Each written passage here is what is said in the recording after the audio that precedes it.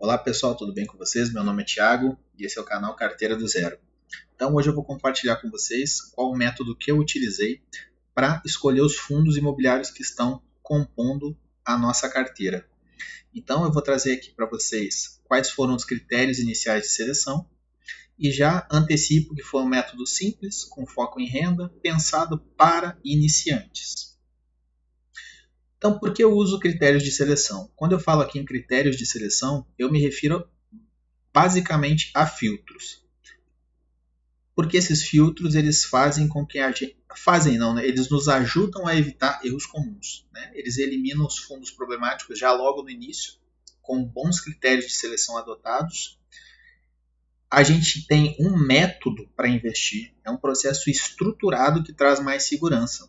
Então eu não estou investindo porque alguém me disse que esse fundo é bom, porque eu vi em algum canal alguém falar bem desse fundo. Não, esse fundo ele está dentro de um processo estruturado no qual eu criei. Então vocês estão vendo na prática a criação de uma metodologia e de uma estratégia. Simples como tem que ser, mas que ela vai nos ajudar principalmente no futuro, quando as dúvidas começarem a aparecer sobre se um fundo ou até mesmo uma empresa futuramente faz ou não sentido continuar na nossa carteira. Foco em renda mensal para priorizar fundos com distribuição consistente e menos emoção e mais lógica, decisões baseadas em dados e não em impulso. Né? É o que a gente está falando aqui sobre muitas decisões tomadas com base em percepções de outras pessoas. Hoje, com a internet, a gente tem uma ferramenta que nos ajuda muito, mas muitas das vezes ela nos impulsiona a tomar decisões irracionais, porque a gente vê um vídeo, acaba gostando de um ativo, a gente vê até mesmo algum colega comentando e acaba achando que aquilo faz sentido, mas não traz esse ativo de maneira a verificar se ele está condizente com a estratégia que nós criamos. Então, mais uma vez, eu volto a dizer para vocês, o mais importante é a gente criar uma base sólida, uma estrutura firme, e é isso que eu estou criando aqui no canal. Então, eu já escolhi o segmento que eu vou tratar, que é o segmento de logística, um segmento muito tranquilo da gente trabalhar. Acho que boa parte das pessoas que já investem tem pelo menos um fundo imobiliário de logística na carteira. E para aqueles que não sabem o que é um fundo de logística, eu vou rapidamente falar. São basicamente imóveis, né, galpões modernos para armazenamento, ou centros de distribuição estratégico, ou até mesmo hubs logísticos em regiões-chave. Né? Por que eu escolhi esse segmento? Porque ele é um segmento que tem contratos mais previsíveis e longos. A gente vai futuramente tratar sobre as formas de contrato, né, contrato típico, contrato atípico. Ele tem uma demanda estrutural do e-commerce e a gente sabe o quanto está se tornando cada vez mais forte empresas como a Amazon, como o Mercado Livre, e o segmento de logística ele faz parte desse processo todo. Né? E, além disso, ele tem a receita estável ao longo do tempo justamente porque tem contratos mais previsíveis e longos. O preço, pessoal, algumas pessoas talvez digam que essa métrica é uma métrica muito simplista e muito superficial, mas a gente precisa lembrar que nós estamos aqui, o foco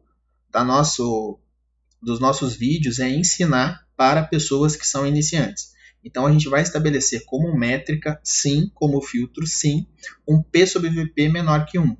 Então o que é o P sobre VP? É a divisão do preço da cota pelo valor patrimonial.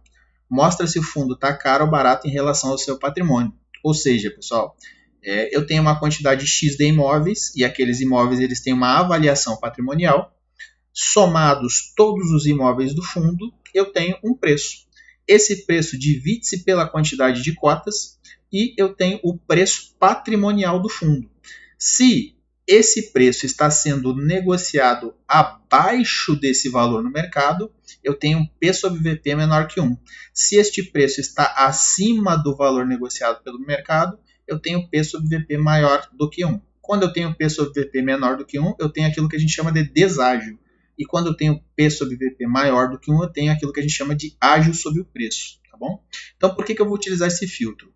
Comprar abaixo do seu valor patrimonial, eu tenho maior margem de segurança na entrada da compra, evito pagar caro pelo fundo e eu tenho proteção contra perdas por desvalorização, né? Porque o fundo, em tese, ele já está relativamente desvalorizado então eu já tenho alguma margenzinha para ganho e eu diminuo a margem de perda. A renda. Outro critério que eu coloquei é o dividend yield acima de 0,85 ao mês. Tá? Para fundo de tijolo, eu acho que é bem interessante, bem factível. Futuramente eu vou explicar para vocês como que eu chego nessas conclusões, mas aqui vamos focar bem no comecinho para quem é iniciante. Tá? O que isso significa? O rendimento mensal que o fundo distribui aos cotistas calculado sobre o preço da cota. Então, de maneira bem simples, se eu tenho um fundo imobiliário que custa R$10 e distribui 10 centavos ao mês, ele está distribuindo 1%, né? Então, seria basicamente essa relação. O objetivo do filtro é garantir a renda mensal relevante, compatível com a estratégia de renda passiva, evitar fundos com rendimento muito abaixo do preço que eu estou pagando e buscar equilíbrio entre risco e retorno.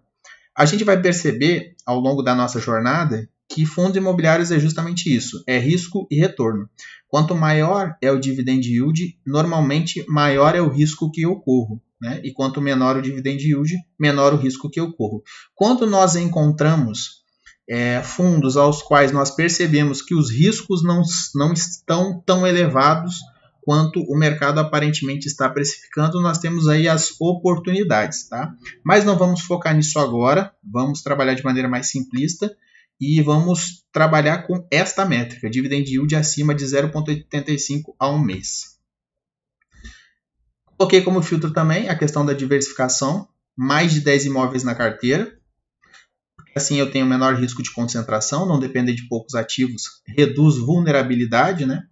A vacância impacta menos. A gente vai futuramente fazer um vídeo falando sobre vacância física e vacância financeira, que isso são dois indicadores que são sempre retratados em relatórios gerenciais e algumas pessoas não sabem exatamente o que significa. Faz uma carteira mais resiliente e tem proteção contra problemas específicos de um imóvel, né? Ou seja, se eu tenho em um imóvel alguns inquilinos de um setor específico e aquele setor está passando por algum problema, por questão sazonal, quando eu tenho uma quantidade elevada de imóveis, aqueles inquilinos não impactam tanto na renda total. Então, isso é muito importante para mim. Distribuição geográfica, né? Apesar da gente saber que a grande maioria dos fundos logísticos eles estão concentrados no Sudeste, é interessante que haja uma diversidade de localizações para aumentar a estabilidade. Então, aqui um disclaimerzinho de atenção, esses filtros eles não definem a compra, tá, pessoal? Eles apenas servem para eliminar os fundos fora da estratégia, né? Reduzir o universo de análise para focar no que importa, organizar a análise inicial, né? Criar um processo replicável e metodológico, ou seja, esse processozinho muito simples que a gente está criando aqui, vocês vão ver que ao longo do tempo eu vou replicar ele o tempo todo quando eu for inserir novos fundos imobiliários na carteira. E evitar erros básicos de iniciante, não cair em armadilhas comuns do mercado, como por exemplo, muita gente entrou no mercado de fundos imobiliários olhando somente para os dividendos, olhando para um dividend yield alto e contando que aquele dividend yield alto seria perpétuo, né? Então a gente vai, ao longo do tempo, discorrer sobre essa situação. E aí, tudo isso é um primeiro passo, tá? Que eu ainda vou fazer um outro vídeo mostrando na prática como que eu faço esse filtro. Mas o que vem depois dessa filtragem? Vem uma análise mais profunda. Então a gente vai analisar contrato, analisando prazo, reajuste, cláusula de locação. A gente vai avaliar os inquilinos, se tem qualidade e solidez dos locatários.